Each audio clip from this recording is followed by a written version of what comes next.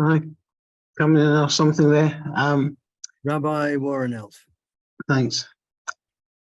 Thank you, Mufti Amjad. That's fascinating, erudite, and it's stimulating and challenging, I think, all at the same time.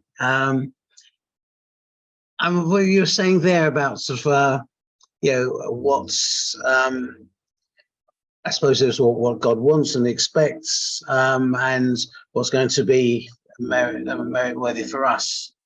But are there times, though, that perhaps the decision has to be made without thinking that through?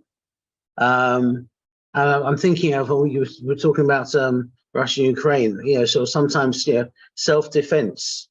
How far do you let it go before you respond? And if it's not self-defense directly, if there is an abuse that is going on, or abuse of power that's going on, or a people or group of people are being oppressed, at what stage do we turn around and say, enough's enough, we have to do something? So how does it fit in terms of these situations? No, really appreciate that that comment and that question, because it's really the balance of the better. We don't live in a black and white world. We live in lots of grays, and it's trying to get that balance right. And obviously one of the key factors of permitting war, as we saw from the verse of the Quran, was to remove oppression.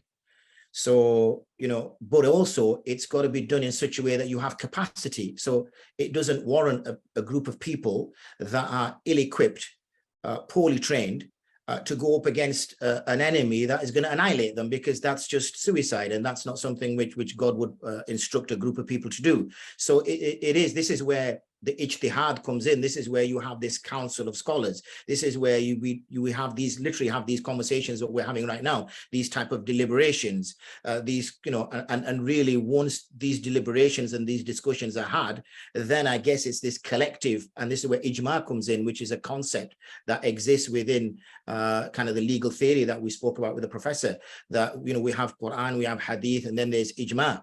Ijma is where consensus is built. So once consensus is built, so once the scholars, weigh up everything and say, really, this is a time where we have to act.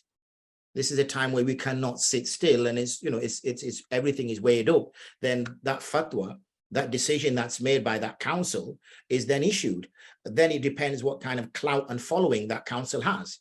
That if it has those people, because there are so many councils now, because of the lack of the kind of hierarchy that exists within Islam, there is no group of people that speaks for all the Muslims. There's no group of people, apart from obviously if the state sets them, say, for example, in Saudi Arabia or in Pakistan or in Iran, there's an actual collective group of people that have those conversations. Really, it's up to the people then to say, we adhere to this fatwa, we're going to act upon it. So it's not that black and white. There's a lot of conversations that need to be had there. And, you would bring in experts, war experts. You won't just be a group of scholars, because you're looking at from the legality side of it, but you would need opinions from experts in the field as to the outcomes from this particular war, from this particular battle, success rates, the whole kind of strategy behind it. I said, we sometimes oversimplify things and sort of say, in Islam it says X, or in Judaism it says Y, and that's it. There's a lot more that needs to be taken into consideration. So yeah, it would literally be those conversations, Rabbi, that you would have, and you would come to some kind of consensus. It may not be an absolute consensus. There may still be dissenting voices, but once there's been some kind of a large percentage that have agreed upon it, whatever the quorum is, whatever the agreement is, then everybody would support it. There would be no dissenting voices after. And that's something, again, which is an injunction from the Sharia, that yes, you can express an opinion, you can say what you feel. However, once the conclusion is reached, then you must all show one face. You must all stick to it.